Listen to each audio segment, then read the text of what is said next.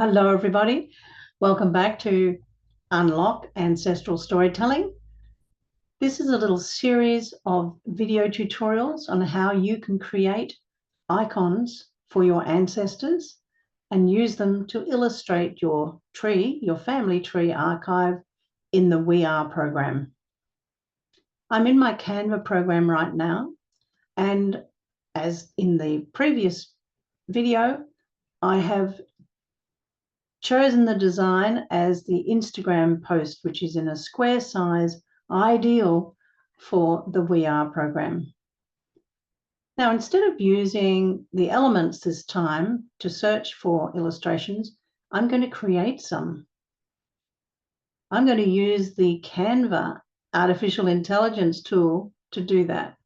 So up here, we can create an illustration from a description. I've got one on the go here that you can see. And I have created these 4 colored images of possible ancestors from the 20th century. My prompt were these words: a vintage color image of an ancestor from the 20th century. So you can put 5+ words in here to illustrate what you're after. These gave me 4 images of gentlemen, various ages, various clothing and look and appeal. And I can then create my avatar picture by putting that image onto the page.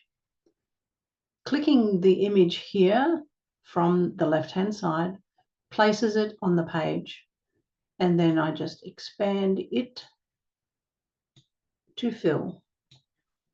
I now have a pretty good looking gentleman from the 20th century that I can now share and put into my tree. And so the process, of course, is the same.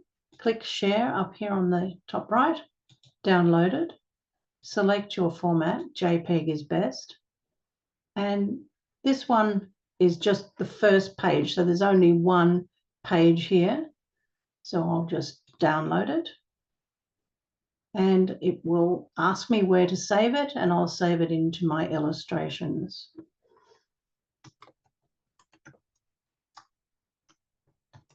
I'm just giving it a new name to place it there and calling this image number 32.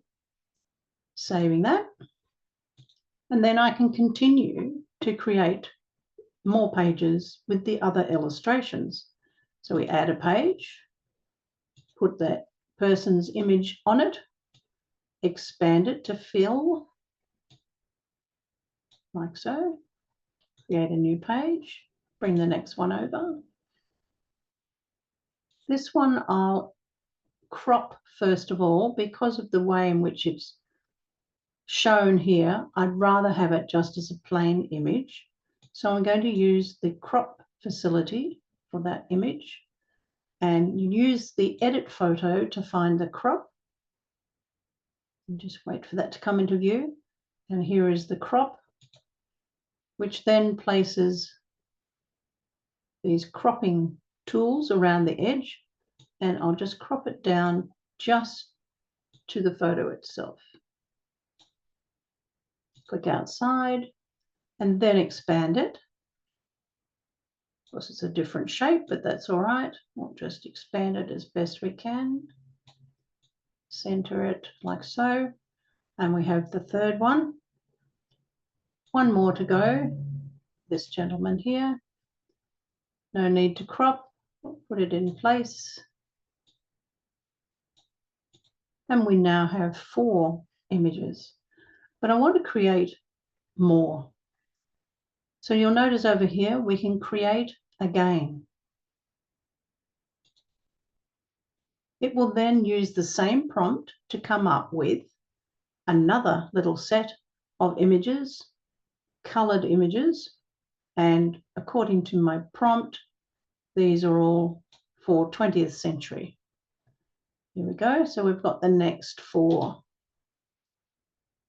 So we've continued to do the same set of steps, putting each one in place and so on. I'll pause here and then come back and show you the results.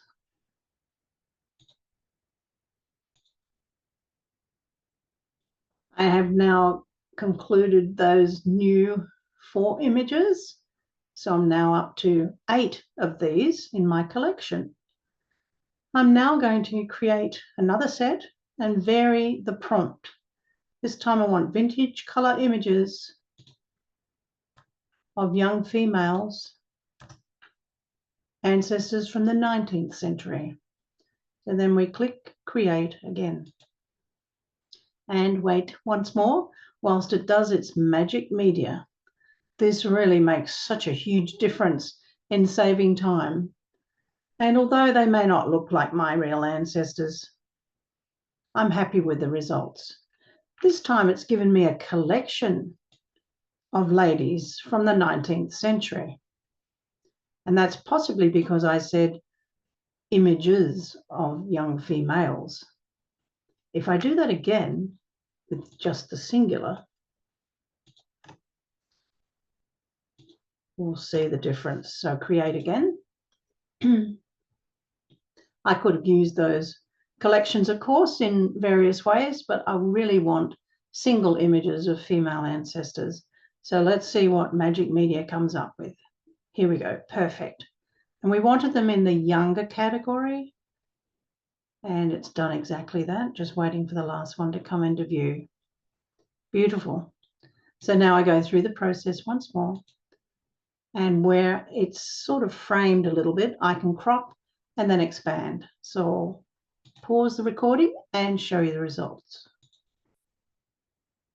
Now I have concluded those 4 images of those young ladies and added them to my collection, and I now have 12. To download them all in one go, slightly different. Choose the share button on the top right and download.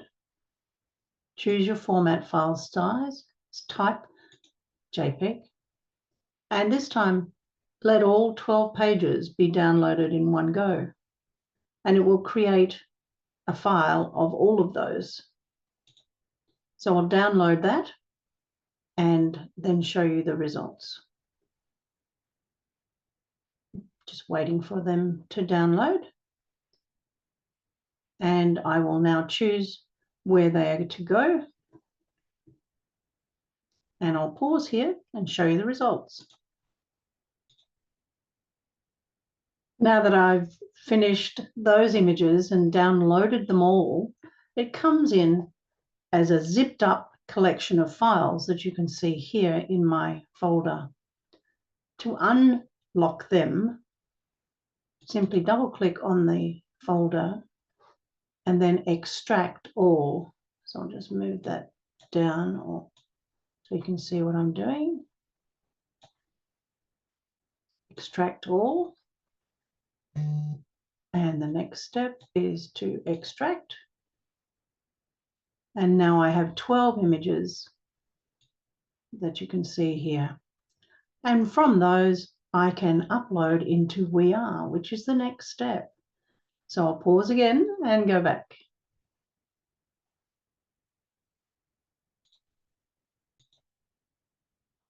Now we're back in my WeAre account and I'm looking at the tree for the cutting family group. And you'll see some of the icons here that I've already put in place for these ancestors. And now I'm going to add some of the new ones. So click into the person and then choose Add Image at the top and then upload from the repository. So I'm now going to go into the colored ones and choose an image from there. Automatically tags it with the family name and the individual's name. Upload and select. And once again, no cropping required. And voila, Thomas cutting is in place. One more for his wife, Anne. Add image. upload another one of the colored ones. This time his wife as a young lady. Tagged again, upload and select. No cropping. Voila. As easy as that, and all in the matter of minutes. So have some fun with that. I'll be back later with more.